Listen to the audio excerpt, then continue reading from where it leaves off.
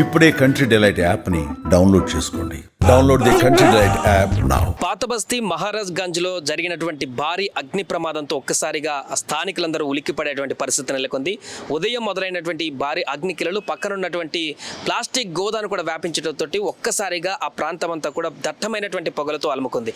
ప్రస్తుతం మూడు ఫ్లోర్లలో కూడా ఏదైతే ఇప్పుడు మంటలు వ్యాపించినటువంటి బిల్డింగ్ ఉందో అది 3 అంతస్తులలో కూడా భారీగా మంటలు ఎగిసిపడుతున్నటువంటి సందర్భంలో ఆ ఇళ్లలో చిక్కుకున్నటువంటి వారందరినీ కూడా కాపాడేందుకు అటు ఫైర్ ఫైటర్స్ నిరంతరం అక్కడ తీవ్రమైనటువంటి శ్రమను ఓర్చుతున్నారు. అక్కడ వెంటనే ఈ స్కై లిఫ్ట్స్ ను కూడా తీసుకొచ్చి ఉటావుటిన అక్కడ కిటికీల నుంచి లోపలికి వెళ్ళి ఇప్పటికే కొంతమంది సుమారుగా 10 మంది వరకు ఆ ఇళ్లలో ఉన్నట్టుగా తెలుస్తుంది. సో ఇప్పటికీ 7-8 మందిని ఈ స్కై లిఫ్ట్ల ద్వారా పైనుంచి లిఫ్ట్ చేసి కిందికి తీసుకువచ్చారు. దీంట్లో ఇంకా ఈ శుభపరిణామం ఏంటంటే ఒక నెల పసికందు కూడా అందులో ఇరుక్కుపోతే సేఫ్ గా ఫైర్ ఫైటర్స్ ని వాళ్ళందరూ కూడా ఈ ఎయిర్ లిఫ్ట్ ద్వారా కిందికి తీసుకురావడం జరిగింది. ఆ మంటల నుంచి ఎలాంటి గాయాలు కాకుండా ఎలాంటి ప్రాణాపాయం లేకుండా ఆ పసికందును కూడా సేఫ్ గా కిందికి తీసుకొచ్చినటువంటి పరిస్థితి నెలకొంది.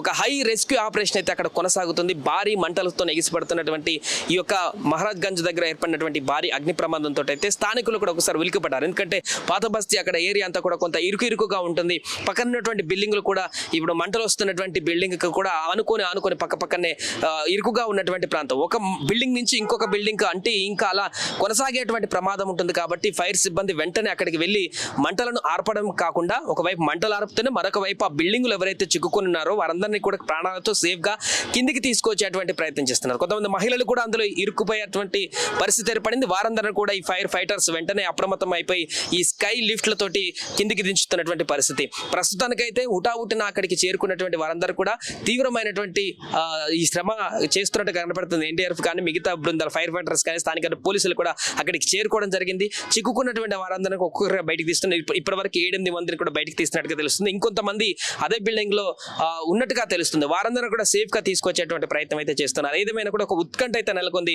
పాత బస్తీలో. వరుసగా గత కొంతకాలంగా హైదరాబాద్ లో నెలకొంటున్నటువంటి అగ్ని ప్రమాదాల నేపథ్యంలో మన చందన్ నగర్ లో చూస్తాం భారీ అగ్ని ప్రమాదం చోటు చేసుకుంది మెయిన్ హైవే పైన. ఇప్పుడు పాత బస్తీలో ఇదే రకమైనటువంటి పరిస్థితి. షార్ట్ సర్క్యూట్ కారణంగానే ఈ ప్రమాదం జరిగిందనేటువంటి ఒక సమాచారం ప్రాథమికంగా తెలుస్తున్నప్పటికీ కూడా పోలీసుల దర్యాప్తులో ఈ ప్రమాదం ఎలా జరిగింది, షార్ట్ సర్క్యూటే కారణమా లేకుంటే ఇతరత్ర కారణాలు ఇంకేమైనా ఉన్నాయా, దీనికి సంబంధించిన పూర్తి వివరాలు కూడా బయటికి రావాల్సిన అవసరం అయితే ఉంది.